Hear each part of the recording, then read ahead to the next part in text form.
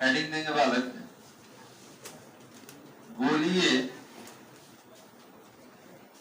गोलीय संधारित्र। हेडिंग देंगे गोलीय संधारित्र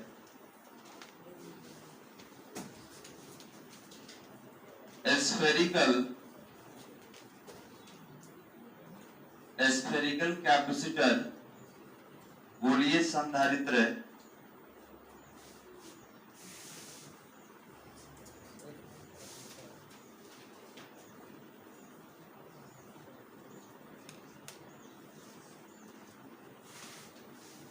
गोलीय संधारित्र।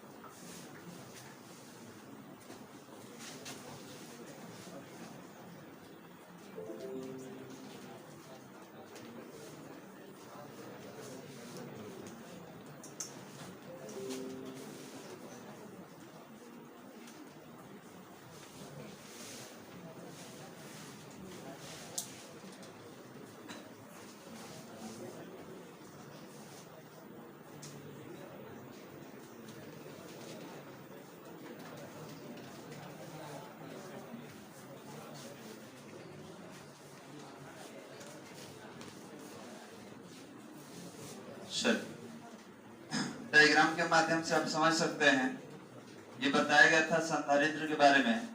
तो अभी आप पढ़ रहे हैं समांतर प्लेट संधारित्र, गोलीय संधारित्र और बेलनाकार संधारित्र। संधारित्र कैपेसिटर होता है जिसको साधारण बोलचाल की भाषा में आप कंडेंसर कहते हैं, ठीक है, जो कि आपको सामने दिख रहा है। तो ध्यान देंगे केवल जो दिख रहा है वही नहीं होता है, ये अलग अलग टाइप का होता है और सभी कंपोनेंट के लिए इसका यूज किया जाता है। आपको पिछले क्लास में बताया गया था, ये करता क्या है, तो टोटल एनर्जी को एक ही बार में डिस्चार्ज करता है।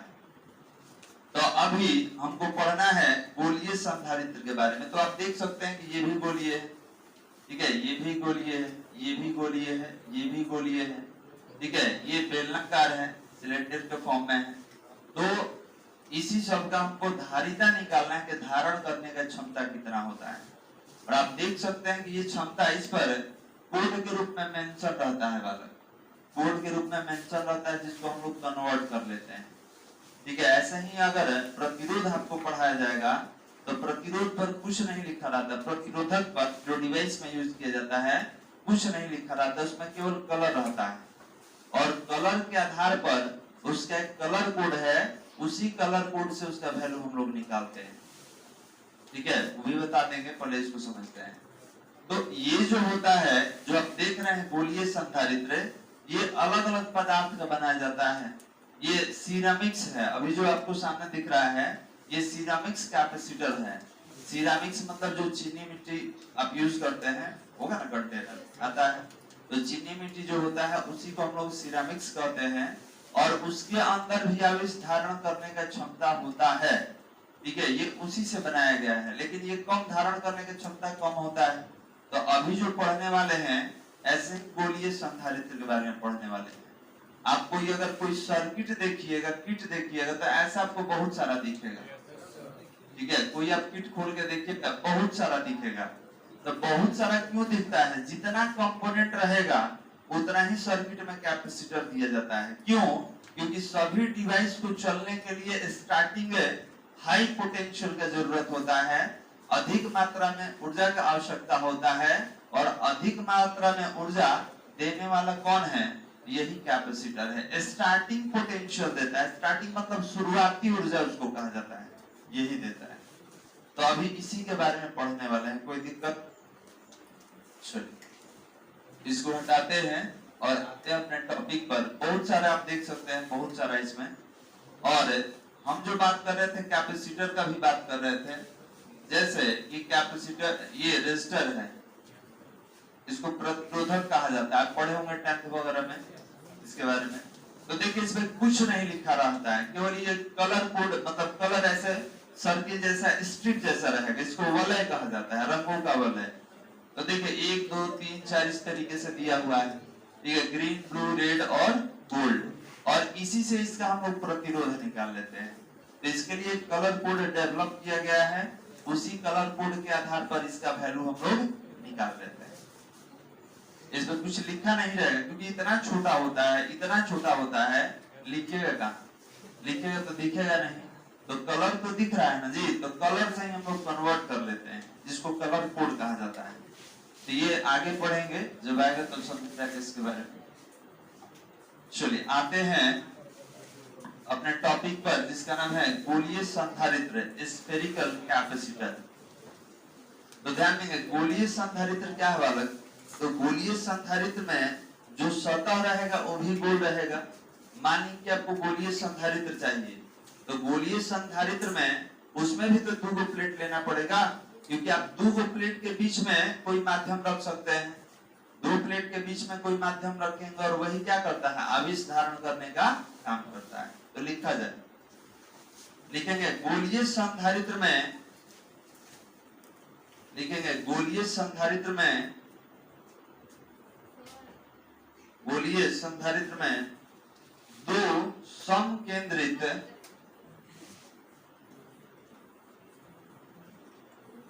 गोलीय संधारित्र में 2 समकेंद्रित गोलीय चालक होते हैं।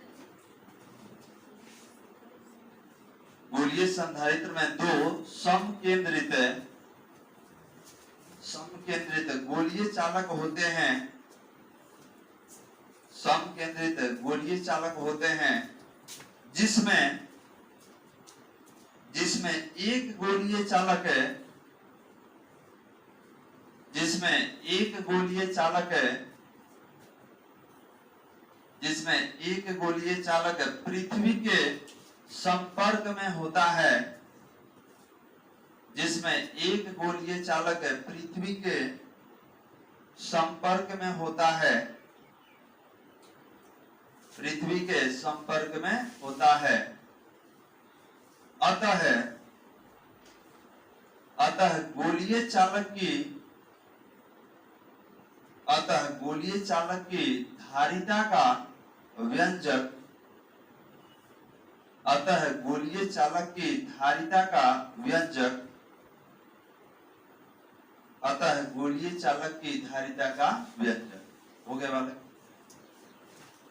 अब एक डायग्राम लेते हैं, पहले डायग्राम बनाएंगे उसके बाद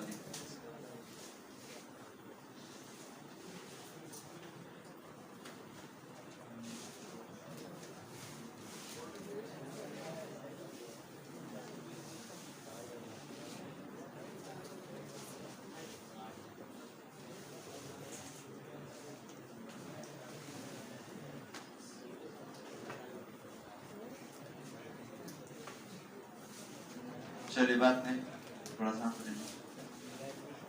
ये आपका केंद्र हो गया, सेंटर, और यहाँ पर 2 वृत्त है तो त्रिज्या भी कितना होगा, 2 ही होगा।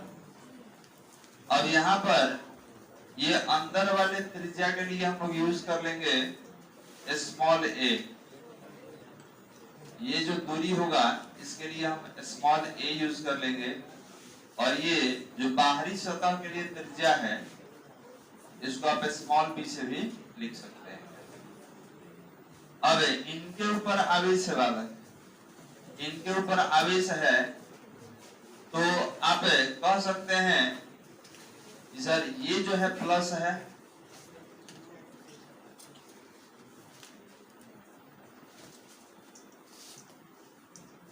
और ये बाहर वाला जो है माइनस है।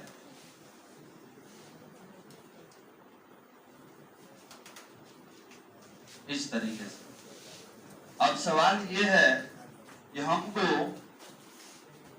विद्युत क्षेत्र की तीव्रता की सहायता से धारिता का मान निकालना है। तो बताइए कि ये अगर प्लस वाला प्लेट है, ये माइनस वाला है, तो आवेश या एनर्जी कहाँ धारण करेगा, इन दोनों के बीच में। तो हमने बोला कि एक पी पॉइंट ले लिया जाए और इसी पी पॉइंट पर क्या करेंगे, धारिता निकालेंगे। तो ये कितना दूरी पर होगा सेंटर से, ये सेंटर से r दूरी पर होगा, कुछ दूरी ले लेते हैं, तो ये दूरी जो है हम लोग r ले लेते हैं। ये हमको क्या करना है, r दूरी पर एक बिंदु P है और ये दोनों के बीच में है, तो यहीं पर हम क्या करेंगे, धारिता का मान निकालेंगे। यही आपका डायग्राम है। तो डायग्राम बना लीजिए, डायग्राम बना। और इसमें अर्थिंग देना होगा, क्योंकि आप लिखे हैं कि एक क्या है, भूमि के संपर्क में है, तो प्लस को लाया जाएगी माइनस को, इसको भूमि के संपर्क में लाएंगे, माइनस वाले को, निम्न विभव वाले को। यहाँ पर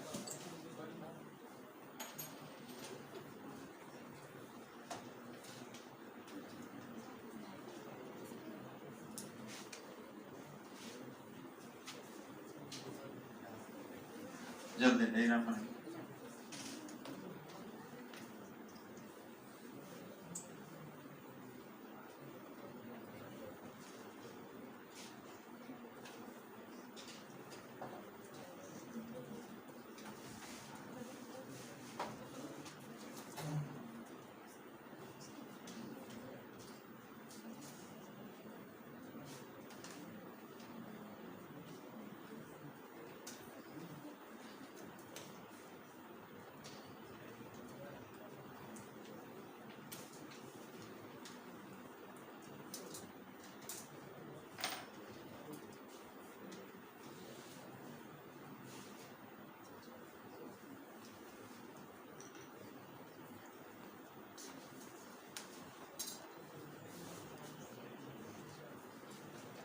डायग्राम में कोई दिक्कत बालक है?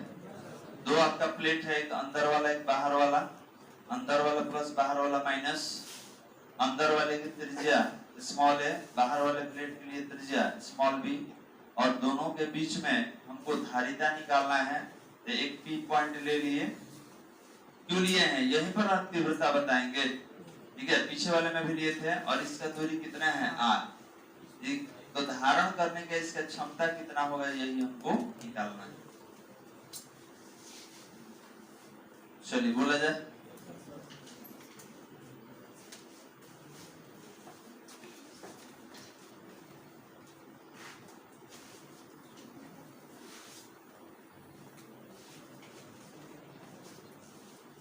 डायग्राम लिखा जाए, डायग्राम के नीचे चित्र में, डायग्राम के नीचे लिखेंगे, चित्र में एक गोलीय संधारित्र को, चित्र में एक गोलीय संधारित्र को, चित्र में एक गोलीय संधारित्र को दिखलाया गया है, गोलीय संधारित्र को दिखलाया गया है, जिसकी अंतः त्रिज्या, दिखलाया गया है जिसकी अंतः त्रिज्या, जिसकी अंतः त्रिज्या स्मॉल ए, जिसकी अंतः त्रिज्या स्मॉल ए तथा बाह्य त्रिज्या,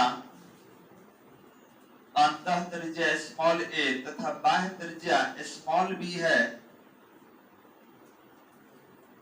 बाह्य त्रिज्या स्मॉल बी है।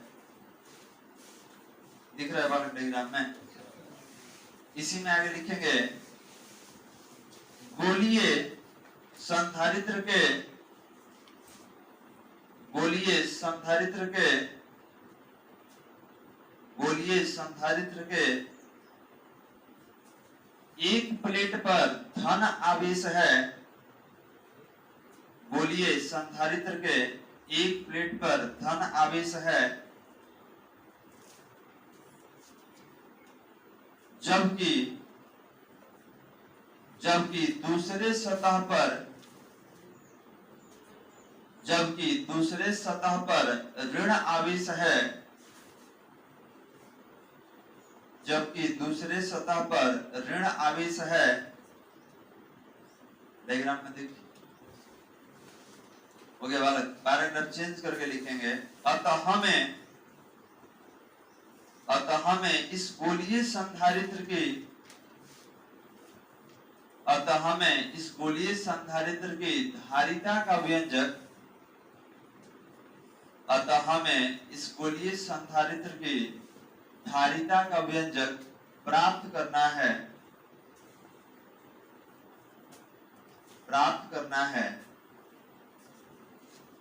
कोई दिक्कत बालक? तो जो डायग्राम में आपको दिख रहा है यही आपको लैंग्वेज में लिखना होगा। हो गया? अब क्या करेंगे तो याद कीजिए पीछे वाले में क्या किए थे, तीव्रता निकाले थे कहां पर, पी बिंदु पर। कोई दिक्कत बालक? तीव्रता निकाला गया था पी बिंदु पर, तो यहाँ भी कहां तीव्रता निकालेंगे, पी बिंदु पर निकालेंगे। तो बताइए आपको पढ़ाया गया था गोलीय चालक के लिए तीव्रता बाहर, सतह पे, अंदर, 3 केस में पढ़ाए थे। ठीक है, तो अभी तो प्लस के बाहर ही आपको दिख रहा है। तो बताइए पी बिंदु पर तीव्रता का सूत्र क्या होगा, आर स्क्वायर। बहुत अच्छा, ये हम लोग पढ़े थे पीछे, वही सारा डाटा यूज हो रहा है। तो लिखेंगे पैराग्राफ चेंज करके लिखा जाए संधारित्र के पी बिंदु पर विद्युत क्षेत्र की तीव्रता, पी बिंदु पर विद्युत क्षेत्र की तीव्रता, पी बिंदु पर विद्युत क्षेत्र की तीव्रता। तो ध्यान देंगे विद्युत क्षेत्र का तीव्रता हम लोग पढ़े थे कि E equal to 1/4 pi epsilon not charge upon distance का स्क्वायर। तो यहां से यहां तक का डिस्टेंस r दिख रहा है, r स्क्वायर। इसको समीकरण कितना रखा जाए, 1 लिख लेंगे।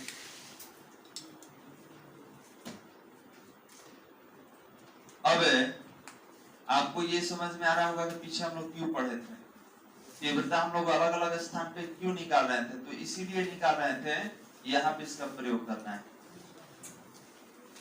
हो गया बालक?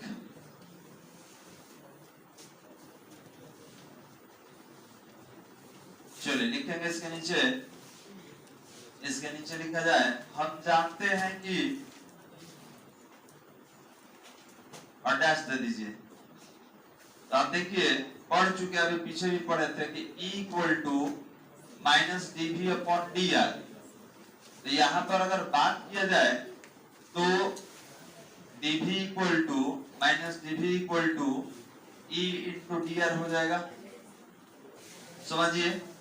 अब आप कहेंगे सर आप d कटाए नहीं है, पीछे वाले में तो कटा दिए थे। तो बिल्कुल, यहाँ पर क्यों नहीं कटाए हैं तो समझिए, आप गोलीय चालक को आवेशित किए हैं तो यहाँ एक लिमिट हमको मिल जाएगा कि पहले 0 आवेश था, अभी क्या हो गया है, Q हो गया।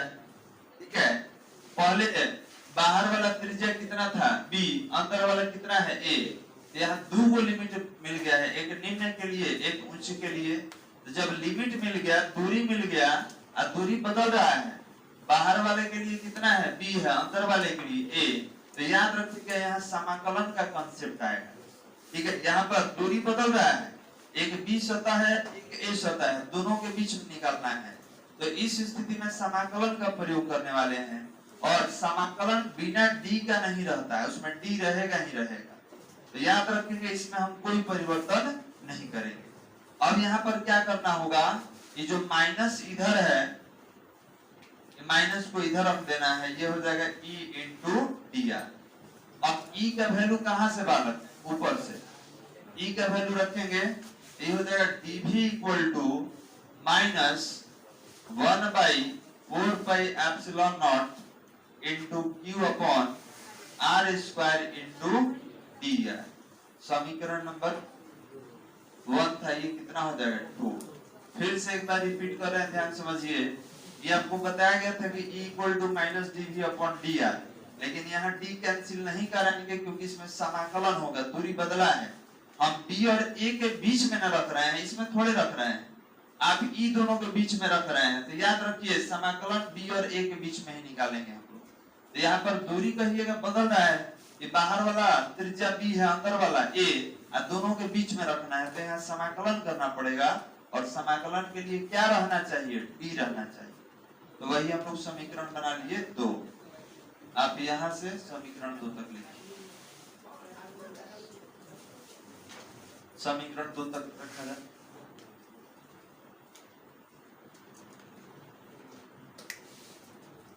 अब यहाँ पे हम लोग समाकलन कर लेंगे। कहां से कहां तक कर लेंगे? तो बी से ए तक कर लेंगे। क्यों? बी आप देख सकते हैं माइनस है, निम्न सीमा वाला है, और ए क्या है? प्लस है। प्लस मतलब उच्च सीमा वाला है।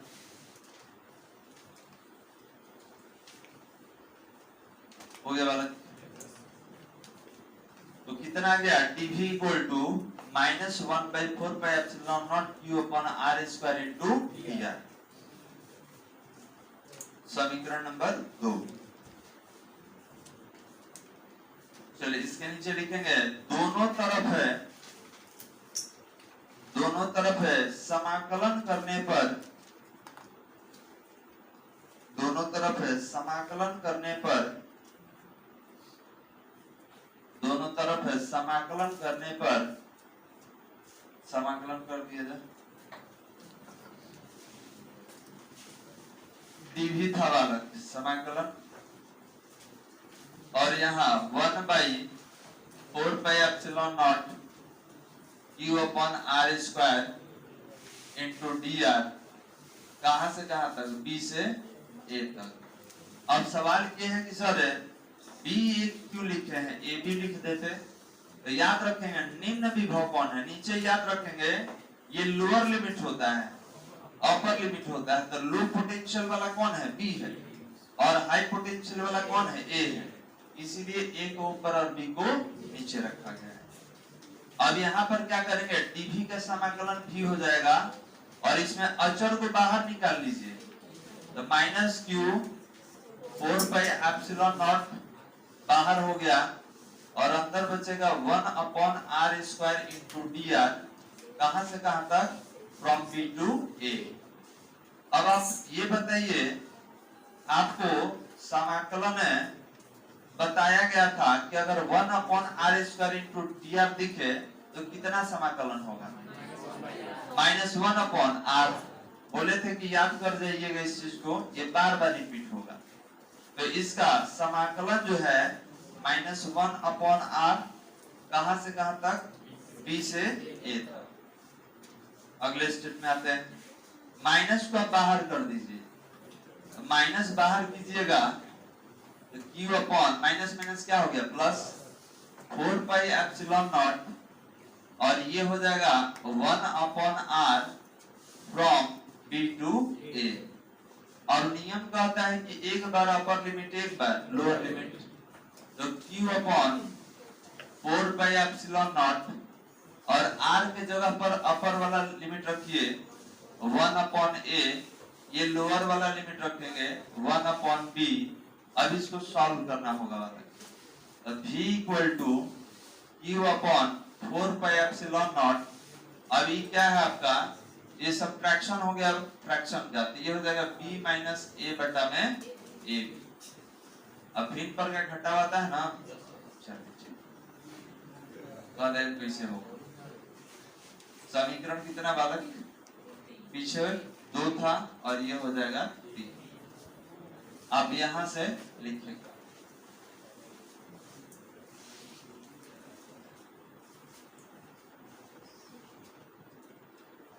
भी तो निकल गया, अभी क्या चाहिए? Q, क्योंकि धारिता के लिए 2 चाहिए, एक आवेश एक विभव। तो विभव तो निकाल लिए, अब एक आवेश निकालना है।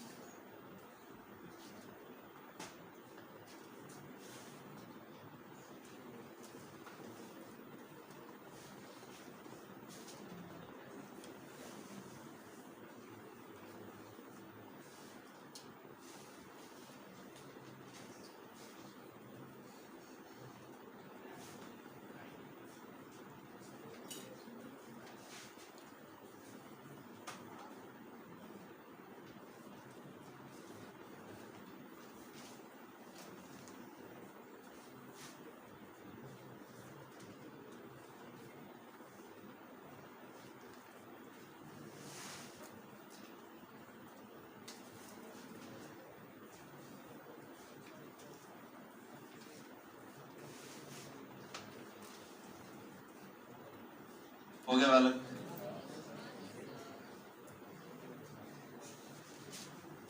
तो याद कर लिए हो, जब सर बोलेंगे तो नहीं सर बोलना है, याद कर लिए। ध्यान देंगे बालक। अब देखिए भी क्यों निकाले, इसका कारण समझिए। हमको क्या निकालना है? धारिता। और धारिता क्या होता है? आवेश बटा में विभव होता है। तो विभव निकाल लिए, अभी क्या निकाल लेंगे? आवेश निकाल लेंगे। ठीक है, नहीं भी निकालिएगा तो देखिए क्यू लेके आए हैं, तुरंत कैंसिल हो जाएगा। दिख रहा है इसके पास क्यू है, और अगर धारिता लिखेंगे तो क्यू बटा भी, तो क्यू से क्यू क्या होगा? कैंसिल। यहाँ तो चेंज करने का भी ये पर्पस नहीं है, क्योंकि ये दिख रहा है कि कैंसिल हो जाएगा डायरेक्ट। अगर क्यू हटाएंगे तो उसको भी चेंज करना पड़ेगा, ये डायरेक्ट कैंसिल दिख रहा है। चलिए 3 के नीचे लिखा जाए।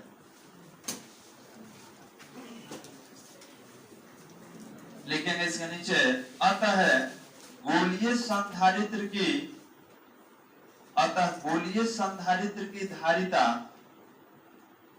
अतः गोलीय संधारित्र की धारिता, अतः गोलीय संधारित्र की धारिता, और डैश दे दीजिए। तो ये बताइए, इस पर टोटल आवेश हम निकालेंगे जैसे वहां निकाले थे सिग्मा इनटू ए करके? नहीं निकालेंगे। इसका कारण क्या है? ये धारिता का सूत्र होता है आवेश बटा विभव। तो ये विभव में हमको क्यू दिख रहा है, अगर ये क्यू नहीं रहता, इसकी जगह कोई और रहता, तब हमको चेंज करना पड़ता। लेकिन ऑलरेडी यहाँ पर क्यू है, और जब ये फॉर्मूला लिखेंगे तो क्यू बटा भी आएगा, तो क्यू से क्यू क्या हो जाएगा? कैंसिल। यहाँ चेंज करने का कोई पर्पस नहीं है बालक। तो धारिता के सूत्र से, तो धारिता कहता है कि C equal to Q upon भी। अब क्यू तो ऑलरेडी है ऊपर, और नीचे भी बालक, तो Q upon 4 pi epsilon not, और ये होगा B minus A upon A B. अब इसको 4 स्टेप में कन्वर्ट कर दीजिए, तो देखिए इसके नीचे एक डालेंगे तो 4 स्टेप में कन्वर्ट हो गया। तो 1 2 3 एंड 4, ये कितना हो जाएगा बालक? तो ये हो जाएगा C equal to Q upon 1, और इसको फ्लिप कर दीजिए, जो नीचे वाला ये कहाँ चला जाएगा? E, और ये कहाँ चला जाएगा? ऊपर, और ये दोनों रह जाएगा नीचे। तो ये हो गया 4 pi epsilon not into A B, और नीचे कितना रह जाएगा? Q इंटू क्या था बालक? B माइनस ए, ये बच जाएगा नीचे। यहाँ Q से Q कैंसिल हो गया, तो C बच गया 4 pi epsilon not into A B upon B minus A. समीकरण नंबर 4 लिख लेंगे, पीछे वाला नहीं था। हाँ, इसको भी लिखना है, यहाँ से लिखना।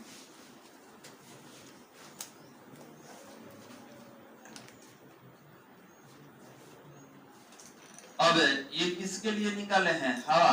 अभी देखिए कहीं एप्सिलॉन आर का यूज इसमें नहीं किया हम लोग, ठीक है? तो एप्सिलॉन आर का आप यूज नहीं कर रहे हैं, इसका मतलब आप किसके लिए निकाल रहे हैं? हवा के लिए। अब कह देगा मान लीजिए हवा नहीं लेंगे, कोई और लेंगे, तब तो इसी में ऊपर वाले में हम लोग एप्सिलॉन आर से मल्टीप्लाई कर देंगे। जहां पर एप्सिलॉन नॉट होगा उसी के साथ क्या होगा? Epsilon R. ये हो गया ये वाला।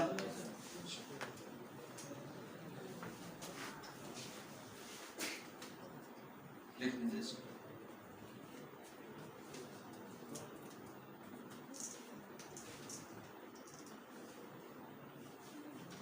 तो ये जो आप निकाले हैं ये एयर के लिए है। कैसे मालूम चला? तो एप्सिलॉन नॉट के साथ हमेशा कौन रहता है? Epsilon R. तो यहाँ नहीं है, इसका मतलब 1 लिया गया है। अब कोई कह दे सर मान ली का माध्यम हवा नहीं रहेगा, तब तो कुछ नहीं करेंगे, C equal to 4 pi epsilon not into epsilon R into A B upon B minus A. दोनों में अंतर दिख रहा है। इसमें एप्सिलॉन आर आ जाएगा कब? जब मीडियम एयर छोड़ के कोई दूसरा लीजिएगा तब। यहां तक हो गया। इसके नीचे समीकरण 4, समीकरण 4 गोलीय संधारित्र की धारिता का, समीकरण 4 गोलीय संधारित्र की धारिता का आवश्यक व्यंजक है। समीकरण 4 गोलीय संधारित्र की धारिता का आवश्यक व्यंजक है, आवश्यक व्यंजक है। हो गया। अब नोट में ही लिखवा दे रहे हैं कि मानिए हवा नहीं रहेगा, कोई दूसरा माध्यम रहेगा, तब कैसे लिखिएगा? तो नोट करके लिखा जाए, बोलेंगे नोट करके लिखा जाए, यदि गोलीय संधारित्र के, यदि गोलीय संधारित्र के, यदि गोलीय संधारित्र के दोनों गोलीय चालकों के बीच, यदि गोलीय संधारित्र के दोनों गोलीय चालक के बीच, दोनों गोलीय चालक के बीच स्थित, दोनों गोलीय चालक के बीच स्थित माध्यम की, स्थित माध्यम की आपेक्षिक विद्युतशीलता, स्थित माध्यम की आपेक्षिक विद्युतशीलता एप्सिलॉन आर हो तो, माध्यम की आपेक्षिक विद्युतशीलता एप्सिलॉन आर हो तो, एप्सिलॉन आर हो तो गोलीय संधारित्र की धारिता, एप्सिलॉन आर हो तो गोलीय संधारित्र की धारिता, गोलीय संधारित्र की धारिता, और इसको लिख लीजिएगा,